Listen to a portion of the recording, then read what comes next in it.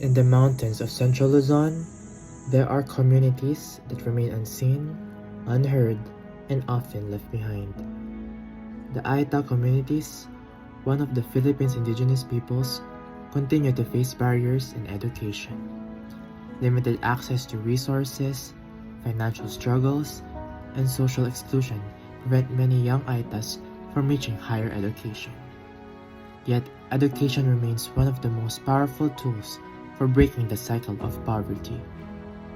And this is where institutions like Enyo Clark can make a difference.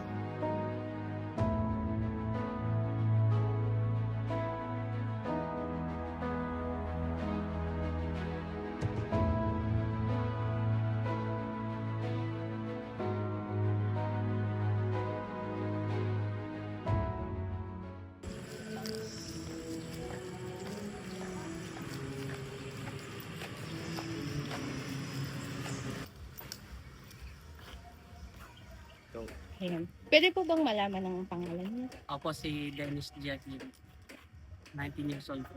Oh. And ano po kasing grade level niyo ngayon? Grade 12, grade 12 sa Okay.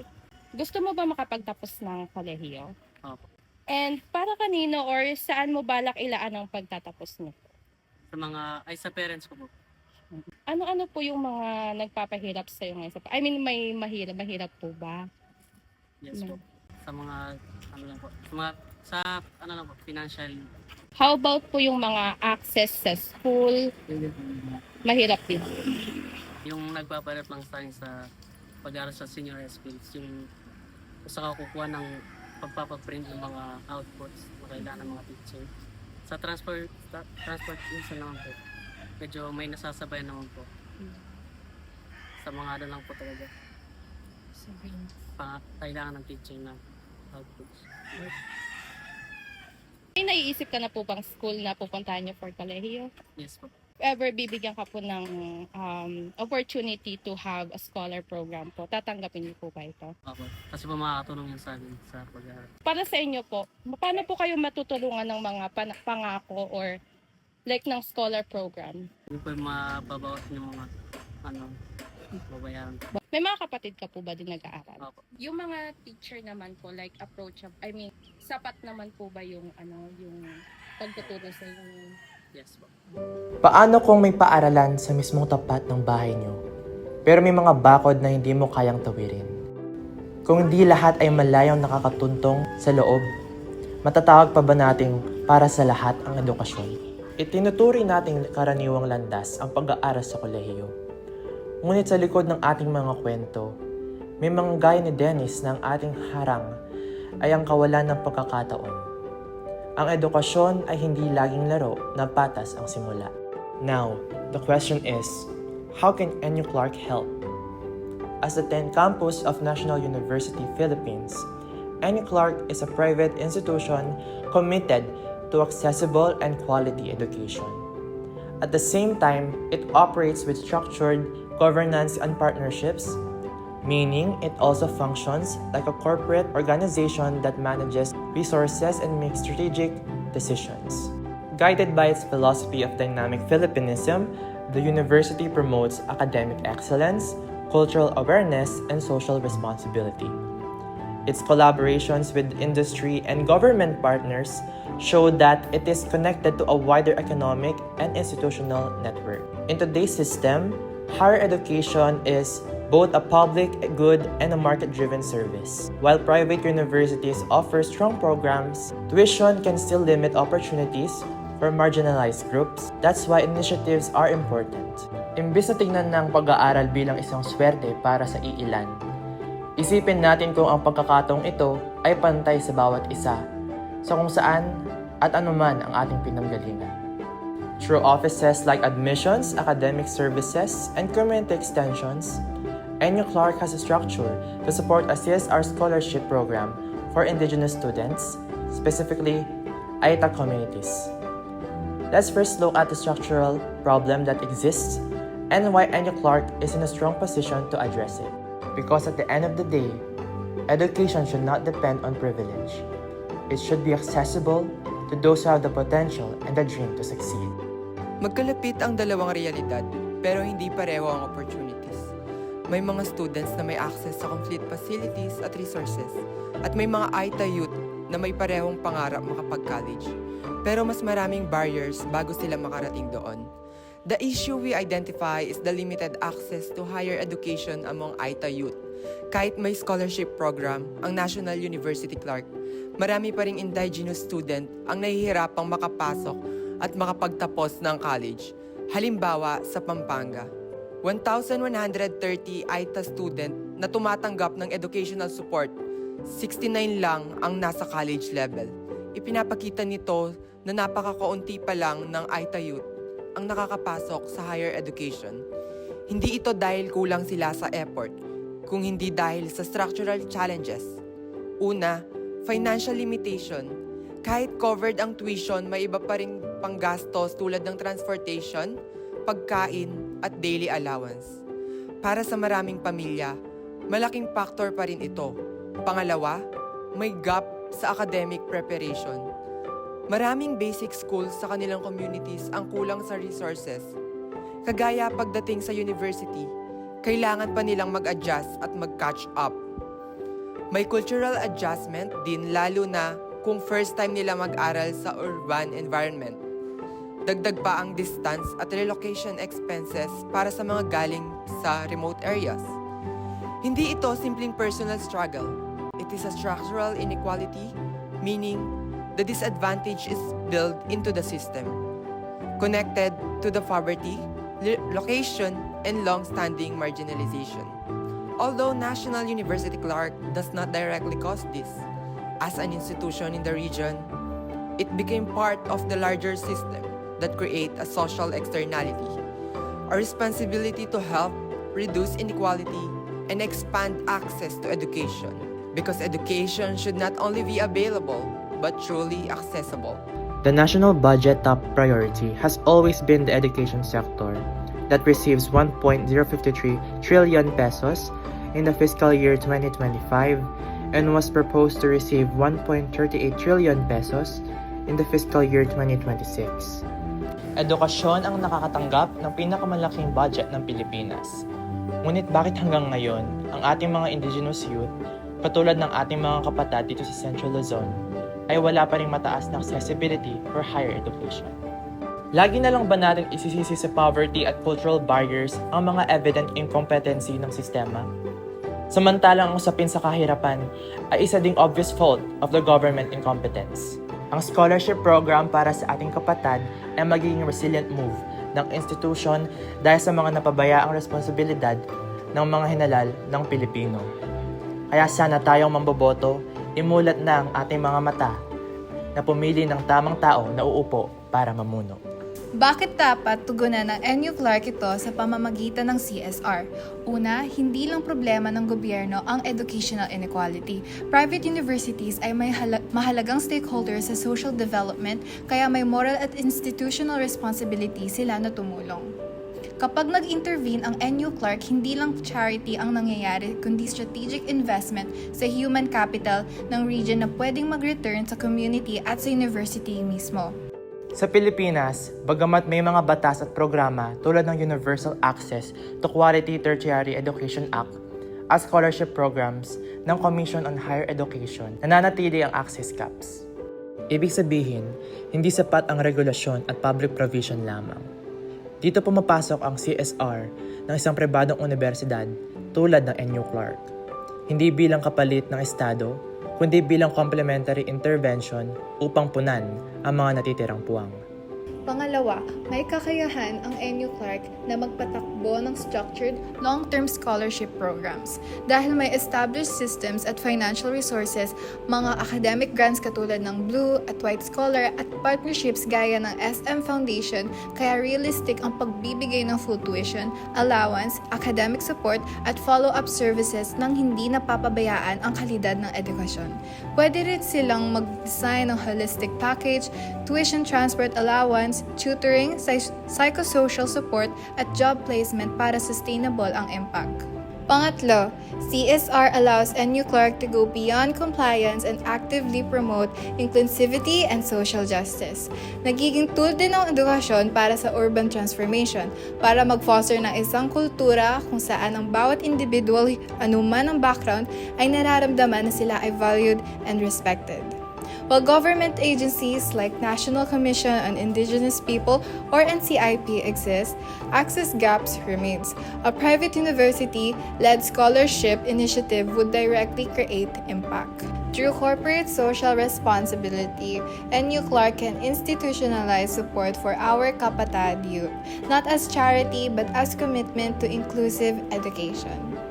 CSR program aims to promote educational equity sa pamamagitan ng pagbibigay ng scholarship opportunities para sa mga AITA at iba pang indigenous students na gustong mag-aral sa National University o mga partner institutions nito. Nakabate ang program na ito sa prinsipyo ng equal opportunity, hindi charity. Naniniwala na may kakayahan at potential ang indigenous youth na magtagumpay kung mabibigyan sila ng patas na access sa quality education. Nananatiling mababa ang participation rate ng mga indigenous youth sa higher education dahil sa limited income, access sa higher education, at mga cultural at structural barriers. Marami sa kanila ang hindi nakakapagpatuloy ng kolehiyo kahit may kakayahan at potensyal. Ang kakulangan sa representasyon ng indigenous professionals sa iba't ibang larangan ay nagpapakita ng pangangailangan para sa systematic intervention mula sa institusyon ng edukasyon. Sa report ng IPPF, approximately 11% of our indigenous youth can complete secondary education. This is very sad, especially since our economy has now kept adopting innovative ways for better education. Layunin nitong madagdagan ang bilang ng mga indigenous professionals sa iba't ibang larangan habang pinapalakas ang ugnayan ng university at ng mga katutubong community sa pamamagitan ng tiwala, inclusion at long-term collaboration. Sinusuportahan din ng programang ito ang SDG 4 or Quality Education, SDG 10 Reduce Inequalities at SDG 17 Partnerships for the Goals. Ang pangunahing beneficiaries ay ang mga qualified nating kapatad at iba pang indigenous students, habang nakikinabang din ang kanilang mga family at community. Sa loob ng university, makakatulong din ito sa pagpapalakas ng cultural awareness at diversity. Ito ay i-offer natin sa ating mga kapatad at hindi sa parang paghikayat na bumisita sila at mag-inquire sa institution, kundi ang institution mismo ang lalapit para ma-share ang mga information na kailangan nilang malaman about sa scholarship program. Ang qualifications for scholarship ay magiging madali lang para sa ating mga kapatad na nagpapakita ng determination at capability sa kursong applyan nila. Hindi magiging mahigpit sa paper requirements, kundi itutunlat sa skills at knowledge ng estudyante. Magkakaroon lamang ng simulation such as public speaking, arts, quiz bee, at iba pang interactive way of showcasing their skills at interview process ang scholarship application. Isa pa sa mga disclaimer ng scholarship program ay limitado lang ito sa 10 student per academic year. Ang mga scholars ay may karapatang mamili ng eskwelahang papasukan nila. Ngunit, ang 100% scholarship ay kung pipiliin nila sa NU Clark. Samantalang may limited budget lang kung sa ibang institusyon, pero kung mas mababa ang matrikula, ay mas may posibilidad na makover ng scholarship 100%. Kabilang sa core activities sa pagbibigay ng full or partial scholarships, mentorship, academic support programs at pakikipag-collaborate sa indigenous leaders para sa mas maayos at transparent na scholar selection. Magkakaroon din ng cultural sensitivity initiatives para sa faculty at staff upang masigurong inclusive at supportive ang learning environment. Magiging transparent ang institution na hindi lahat ay ma-implement agad-agad o talagang mainggan. Ngunit makakasiguro na lahat ng posibleng maisasagawa ay bibigyan tuon para sa ating mga kapatid. Mag-focus ang scholarship program sa tulong pinansyal at digital learning accessibility kung saan magpo-provide ng mga gadgets for digital learnings. Kasama sa internal stakeholders ang University Administration, Scholarship and Community Extension Office, Admissions Office at Academic Departments. Sa timeline, ang unang taon ay para sa community consultation at pag-launch ng unang batch ng scholars. Sa susunod na 2-3 taon, palalawakin ang program at patitibayan ang partnerships hanggang sa maging sustainable at institutionalized ito sa long term. Para ma-evaluate ang tagumpay ng scholarships, magkakaroon ng maintaining qualification kung saan pagbabatayan ng grado at school performance ng estudyante. Ang mga scholars ay dapat mag-maintain ng 3.0 grade pataas sa GWA or the General Weighted Average, walang major offense or hindi hihigit sa 2 ang minor offense, at kasapi sa kahit isang organization ng school or course. This will primarily be evaluated and observed by the SDAO and academic departments. It might be cliche to say para sa isang private institution, pero itong mga maintaining qualifications is not just for beneficial of the NU Clark. Kung hindi, para din sa ating mga kapatid na pagsikapin ng pag-aaral para sa kanilang pangarap at magkaroon ng good relationship sa mga schoolmates to boost their confidence as well. Tinatayang aabot sa humigit kumulang 120,000 pesos hanggang 150,000 pesos kada scholar bawat akademikong taon ang kabuuang gastusin. Para sa initial na 10 scholars, mangangailangan ang program ng tinatayang 1.2 hanggang 1.5 million taon-taon. Ang pondo ay nagmumula sa University CSR budget, alumni donations, corporate sponsorship, NGO partnerships at posibleng grants or fundraising activities. Para naman sa monitoring and evaluation, magkakaroon ng annual academic performance review, tracking na retention at graduation rates, regular feedback sessions kasama ang scholars at community leaders, at paglalabas ng annual CSR impact report upang masiguro ang transparency at tuloy-tuloy na improvement ng programa. This monitoring process is to mitigate potential risks tulad ng scholar attrition dulot ng adjustment challenges sa academic environment, financial instability ng funding sources, o cultural adaptation difficulties. Ang proactive risk management approach na ito ay magtitiyak ng sustainability at stability ng program. Bagamat makakatulong ang programang ito sa pagbawas ng financial at access barriers, hindi nito ganap na masusolusyonan ang mas malawak na issue ng kahirapan, kakulangan ng infrastructure sa mga remote na komunidad, at iba pang structural inequalities. Ang CSR initiative na ito ay isang hakbang patungo sa mas inclusive system of education. Ngunit kinakailangan pa rin ng mas malawak na collaboration mula sa pamahalaan, private sector, at civil society upang makamit ang pangmatagalang pagbabago. Kung titignan natin in a more practical sense, CSR Scholarship Program provides real access to higher education for our kapatid. It helps reduce financial barriers and gives them a fair chance to pursue quality education and better career opportunities.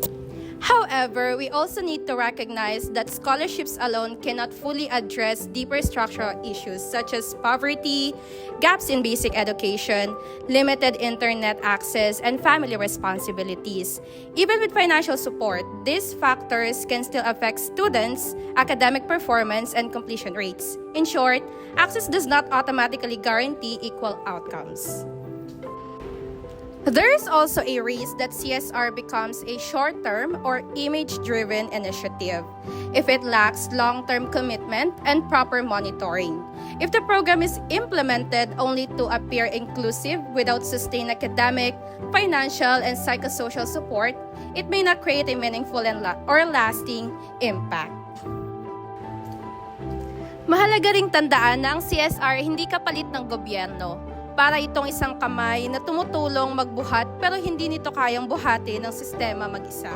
Ang tunay na reforma sa maayos na edukasyon tulad ng public school, funding, indigenous curriculum support, at national policies ay nananatiling responsibilidad ng Estado. Ang CSR ay katuwang hindi kapalit. From a governance perspective, the university holds decision-making power in designing and implementing the program. This makes ethical leadership, accountability, and good governance critical to ensure that the initiative is fair, needs-based, and aligned with its equity objectives. Overall, a CSR scholarship program is not a complete solution to systemic educational inequality, but when strategically designed and sustainably managed, it can be a meaningful step toward an expanding access and promoting more inclusive and equitable education outcome. As a well-known educational system or institution, mahalaga na maging tapat tayo sa limitasyon at malinaw na inaasahang epekto.